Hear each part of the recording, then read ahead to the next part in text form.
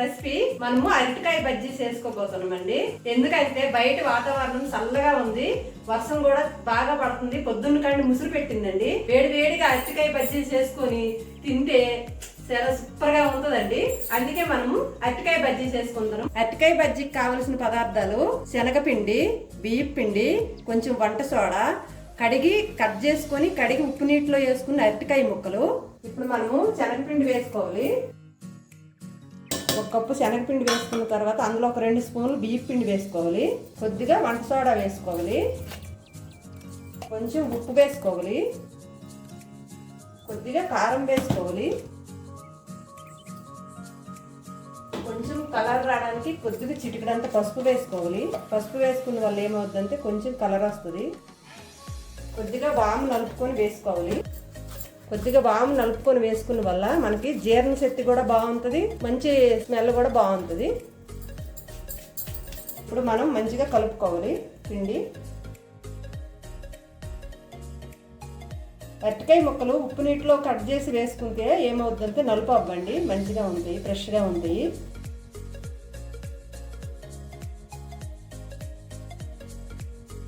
బాగా కలుపుకోవాలండి. కలిపినలోనే మనకి బజ్జీ టేస్ట్ వస్తుందండి. ఒకే డైరెక్షన్లో బాగా కలుపుకోవాలి. చూసారా ఫ్రెండ్స్, ఇలా కలుపుకోవాలి. మనము బజ్జీ పిండి ఇలా చేయి పెడితే చక్కగా అంటుకోవాలండి. ఇలా అంటుకున్నప్పుడే మనకి కరెక్ట్గా వచ్చినట్టు, అలసగవ్వకుండా నీట్గా వచ్చినట్టు. ఇప్పుడు మనము ఒక కడాయి తీసుకోవాలండి. డీప్ ఫ్రైకి సరిపడా ఆయిల్ పోసుకోవాలి.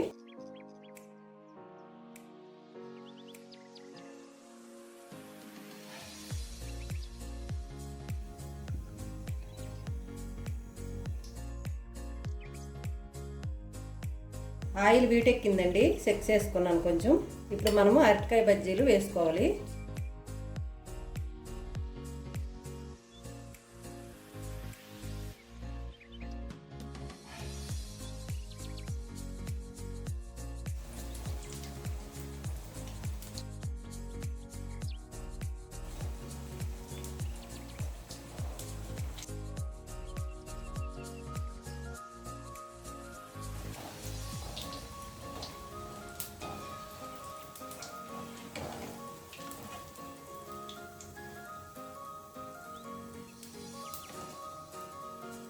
చూసారా ఫ్రెండ్స్, ఎంత గుల్లగా ఎంత మంచిగా వచ్చాయి అరటికాయ బజ్జీలు.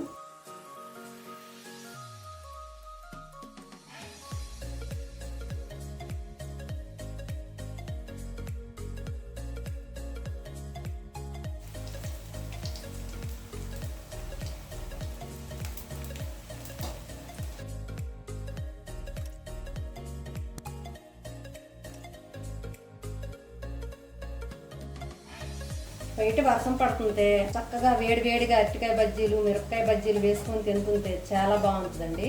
మనము వాటికి ఒక ఉల్లిపాయ కోసుకొని పక్కన పెట్టుకొని అలా టీవీ చూస్తుంది, సోఫా మీద కూర్చొని తింటే ఆ థ్రిల్లే వేరండి, చాలా బాగుంటుంది. అలా ఎన్ని తినేస్తామో కూడా తెలియదండి మనకి.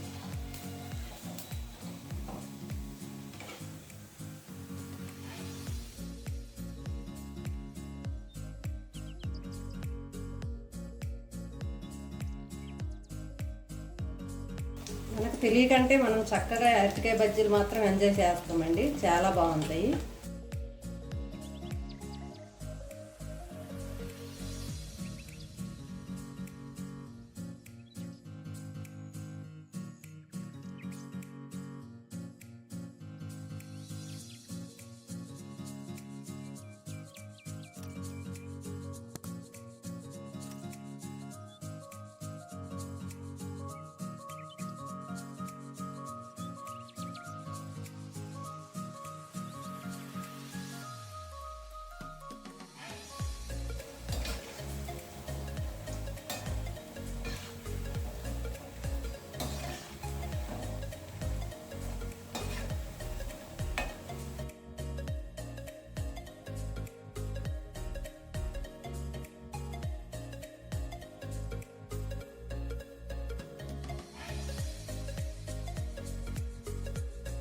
చూసారా ఫ్రెండ్స్, అరటికాయ బజ్జీ వేడివేడిగా రెడీ అయిపోయింది. బయట వాతావరణం చల్లగా ఉంది, టీవీ దగ్గర కూర్చొని హ్యాపీగా ఎంజాయ్ చేయండి.